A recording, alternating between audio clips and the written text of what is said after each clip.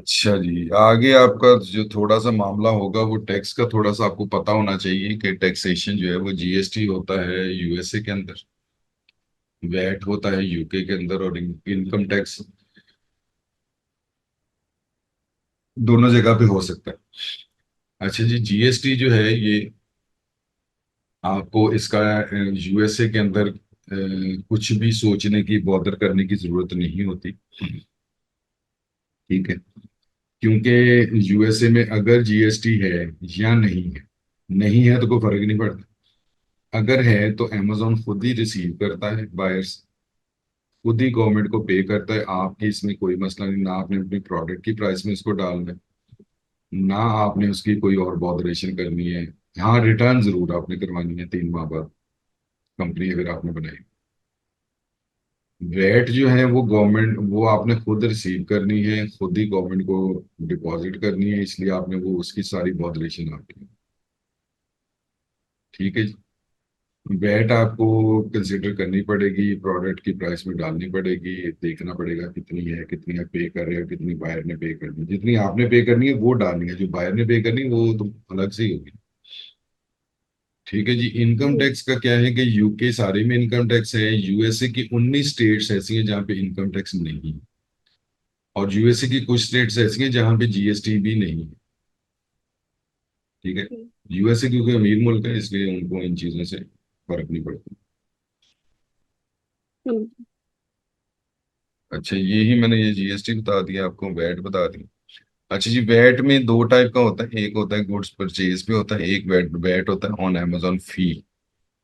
तो अमेजोन फी वाला जो है वो एग्जेम्प्ट हो सकता है उनको जो कि यूके के रेजिडेंट है, ठीक है, सिटीजन है। ये एक चीज है, जो यूके के सिटीजन है ना, जो उनके लिए एक ऑप्शन मौजूद है कि वो बिगनिंग में विदाउट वैट रजिस्टरिंग अपना काम शुरू कर सकते हैं, बिजनेस स्टार्ट कर सकते हैं।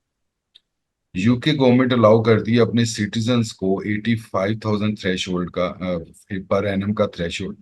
वो कहते हैं, गवर्नमेंट कहती है कि जब तक आपका 85,000 पर ईयर आप आपकी इनकम, आपका रेवेन्यू नहीं हो जाता, तब तक आप विदाउट रजिस्टरिंग वैट आप काम कर सकते हैं फॉर सिटीजन्स। पहले ये सबके लिए होता था, अब ये कोई जनवरी से इन्होंने सिटीजन्स के लिए कर दिया है, क्रॉस बॉर्डर को बैन कर दिया, वो करवाएंगे लाजमी। ठीक है जी। सम ब्रांड, और ये हर ब्रांड्स पे तो आपने क्योंकि टच नहीं करना, इसलिए आपको कोई फर्क नहीं पड़ता इससे कि ब्रांड क्या करते हैं क्या नहीं करते।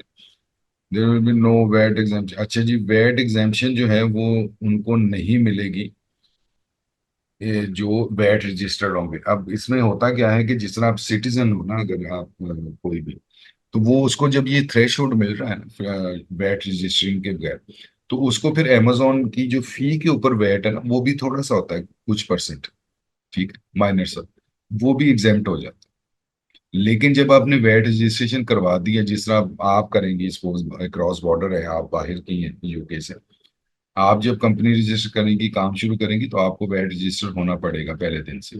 तो आपको फिर वो एग्जेम्पशन भी नहीं मिलेगी, क्योंकि आप ऑलरेडी, आपकी कंपनी जो है वो वैट रजिस्टर्ड है। ठीक है जी। अब वैट की एग्जेम्पशन जो सिटीजन हैं उनको कैसे मिल सकती है यूके के अंदर? वो यही कह सकते हैं कि जी हम अभी नया बिजनेस है, छोटा सा बिजनेस है, हमारी कोई इतनी ज्यादा इनकम नहीं है, ठीक है, अर्निंग नहीं है हमारी इतनी ज्यादा। तो जैसे ही हम थोड़ा सा बेहतर होंगे, जो कि थ्रेश होल्ड होता है बेसिकली, सबको ही पता होता है, तो हम जो है वो वैट रजिस्टर हो जाएंगे, हमारा बिजनेस ग्रो करेगा तो हम हो जाएंगे। बस ये चीजें करनी है, 2 लाइनों की आपने मेल लिखनी होती है, वो आपका अप्रूव हो जाता है कि आपकी, आपको एग्जेम्पशन मिल जाती है। ठीक है जी। कोई क्वेश्चन है तो बताएं, ये मैं थोड़ी सी चीजें मैं आपके इसमें कॉपी कर दूं ग्रुप में, साथ में मैं आपका वो जो शिपिंग प्लान है वो कर दूं। Subscribe to Electrifying Commerce for weekly videos that will turn your e-commerce dreams into reality. Click that subscribe button and let's get started.